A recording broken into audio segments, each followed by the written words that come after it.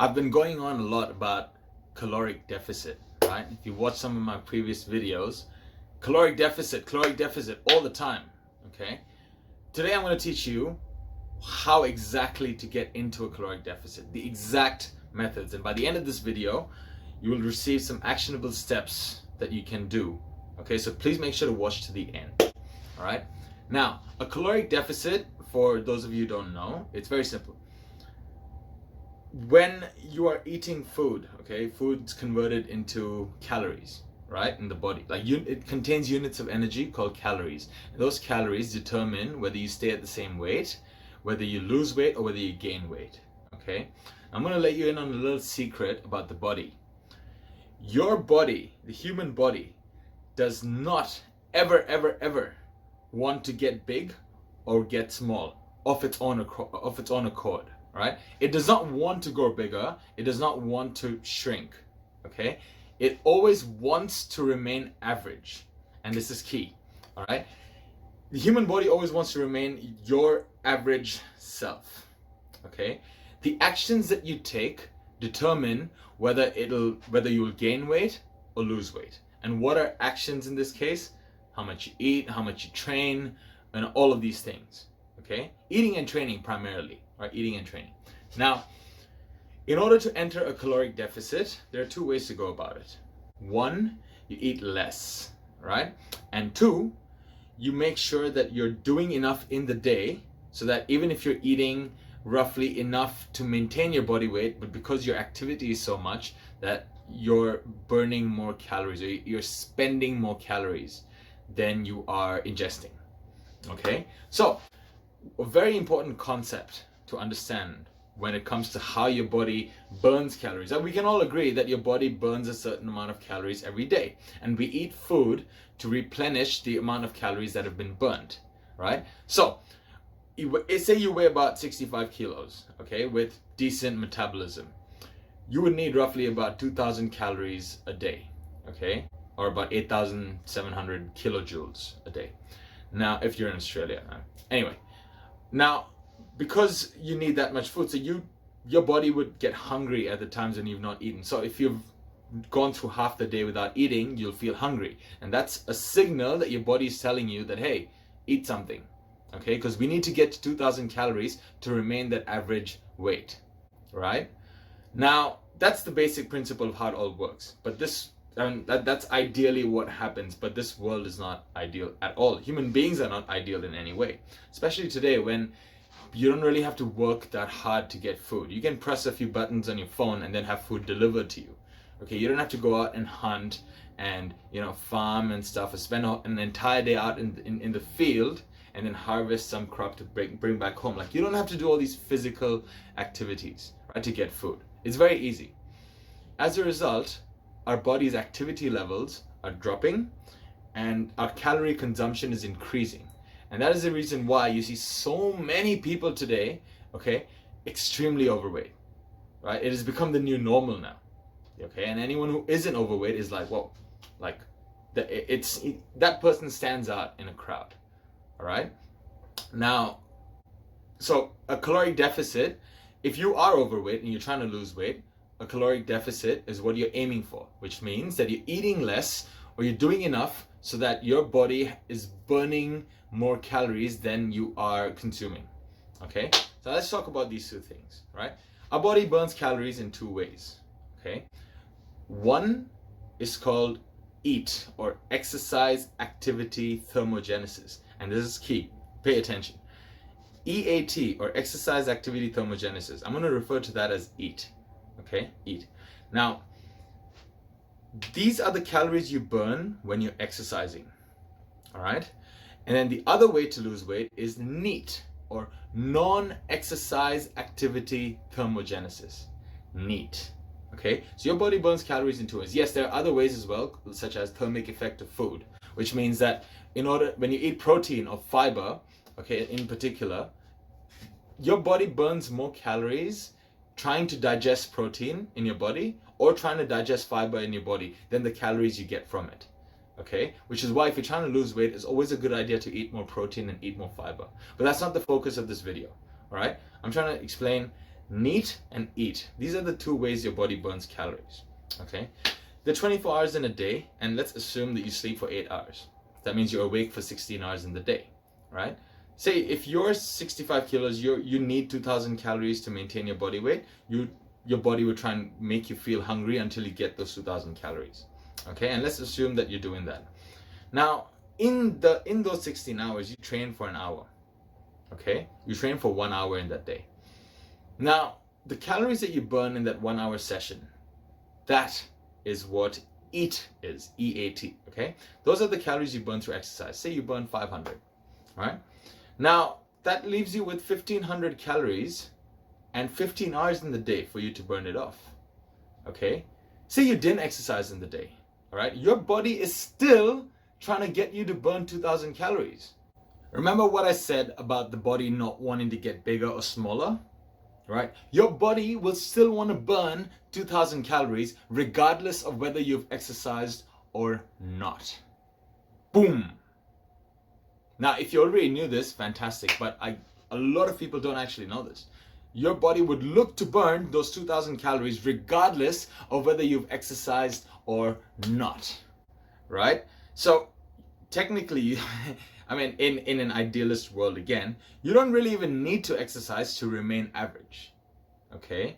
So then you might be asking, oh gee, then what the fuck are people exercising? Like, what's the whole point of all this? Okay, I'll come to that in a second, all right? It has a lot to do with what your body is made of, okay? The amount of muscle it has. So this is what we call body recomposition. Okay, so to reduce the fat in your body, to increase the muscle, to get fitter, all of these things. These are the reasons why we exercise, but in detail a little later. For now, what is important to understand is this. Your body is looking to always remain average. Okay, so regardless of whether you exercise for that 1 hour or not, you're always going to be burning the amount of calories in your body to maintain your weight. Yeah. Now, NEAT is your body, so non-exercise activity thermogenesis is your body burning calories in the 16 hours in the day that you're awake. And out of those 16 hours, if in that 1 hour you exercise, you've burnt a lot of calories in a little, in a small period of time. So in the remaining 15 hours, your body's going to slow you down. That's when you feel tired. That's when you feel like not getting up off your couch. Okay, that's when you feel like, oh, I don't really feel like doing much today. I'm just going to sit back and relax and watch Netflix or something. Right? That is NEAT, basically. So if you burn 500 calories in an hour of exercising, okay, your body's going to slow you down for the rest of the day, right?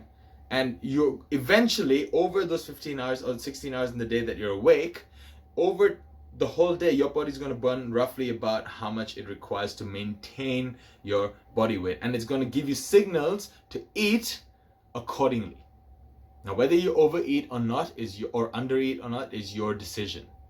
Okay, how much of a willpower do you have to actually make sure that, okay, no, I got to stay within this limit. I should not give in to my cravings. Okay, that is when things like willpower and everything comes in. Now, with this knowledge in mind, okay, with the knowledge that your body burns calories consistently for 16 hours in the day, okay, you have, you can make conscious decisions to increase the amount of calories you burn throughout the day, regardless of whether you're exercising or not. So, for example, that's why a lot of manual laborers, spend 12 hours a day working. They have very high levels of NEAT, and which is why they can drink a carton of beer and still remain the same. Okay, because they spent a long period of their lives used to 12-hour days where they're constantly lifting and dropping shit. And as a result, they always, maintain their body weight or maintain like their figure or frame, and maybe on top of that, they might be going to the gym as well. Who knows? Okay, but the point is this. Here's what you do. All right, if you want to enter a deficit in the 16 hours of the day that you're awake, you're going to make conscious decisions, like using the stairs instead of the elevator. Okay, your office on the 10th floor of a building, walk that shit up. All right, and walk down again. Okay, drive in 15 minutes early to work and park further, like as far as you can from the entrance, from the front door, whatever. Okay, from the lobby door, and then walk all that way, get in, get the blood flowing, consciously make decisions like this in every single aspect of your life throughout the day. This will increase your NEAT levels. You feeling tired? Get up immediately. Don't give in to it. Don't give in to your what's the word? Don't give in to your just the feeling of you being tired. Okay? Had a long day. But yeah, don't give in to it. All right?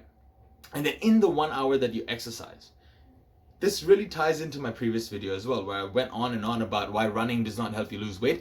This is exactly why. Because if you spend an hour running and you burn 500 calories in your 1 hour of running, okay, which is about a fair estimate for most people, your body's going to find ways to slow you down, right, throughout the rest of the day. So if you do go on your run in order to try and create a larger deficit, fantastic. Just don't drop down and don't get lazy for the remaining 15 hours in the day that you're awake.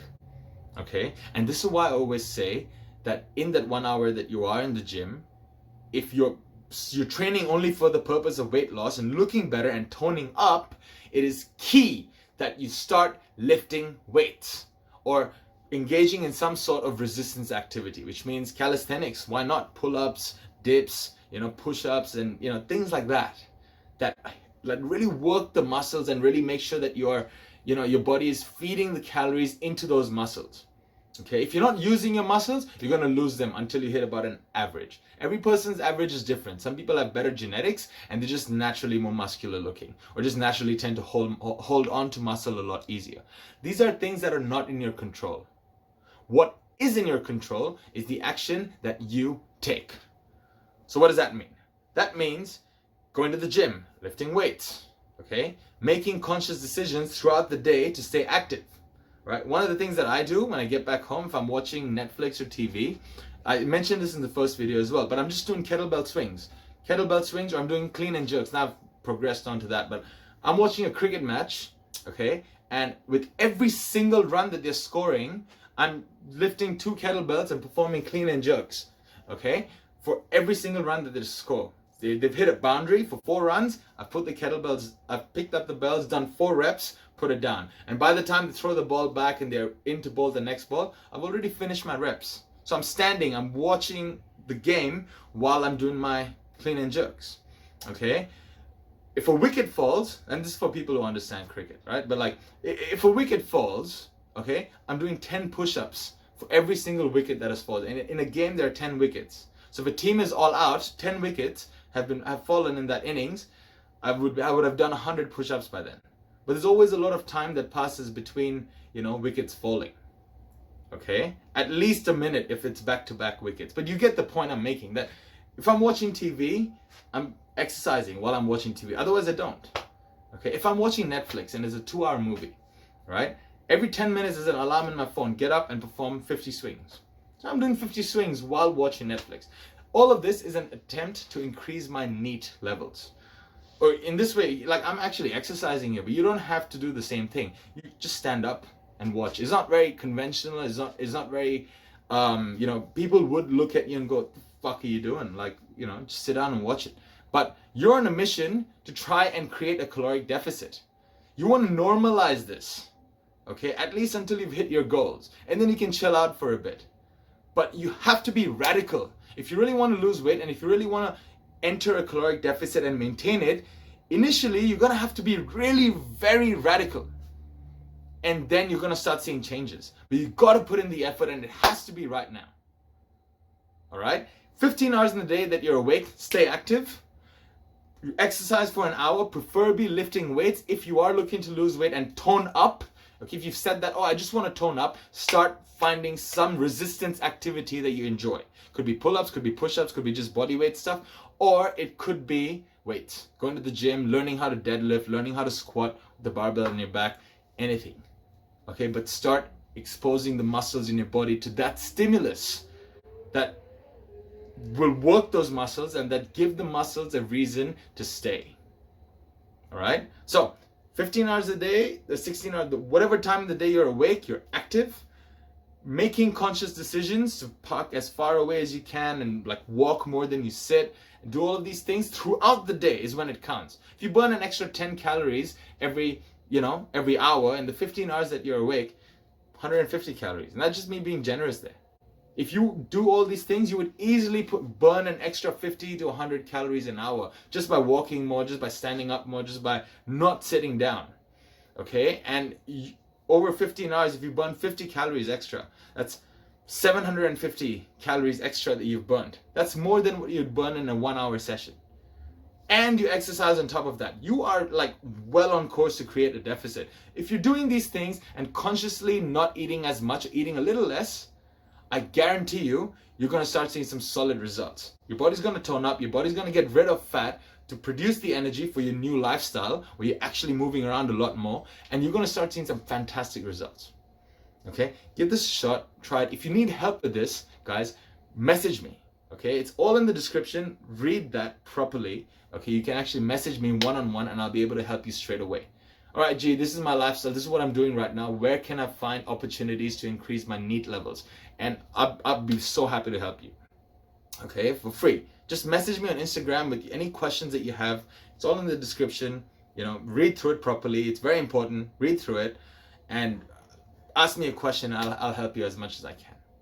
All right? And if you're serious about your training and if you really want a proper guided every step of the way without all the guesswork, you really want to take action and start losing weight or start gaining muscle or any of these things, there's an application process in the description as well. You can email me and we can start our work together. All right, thanks for watching, guys. And if you made it this far, stay tuned for the next video where I'm going to be teaching you on how to exercise properly. Okay, so what to do in that 1 hour that you're in the gym, based on this video that I talked about, that 1 hour of exercise that you do. What you should be doing, or what you should be focusing on. Okay, we're going to be talking about volume or training volume and why it matters and how you can progress steadily. Okay, and give you some direction of if you are going to the gym regularly already. With that video, you would be able to bust through some plateaus. And if you're still new to this, that's a video that you must watch because it's going to explain the importance of lifting weights, how it affects your body, and all the good things that happen with it. All right, if you enjoyed this video, guys, please like the channel, please like this video, okay, and please hit subscribe for every time I drop one of these videos again. Okay, thank you for watching and I shall see you soon. Bye.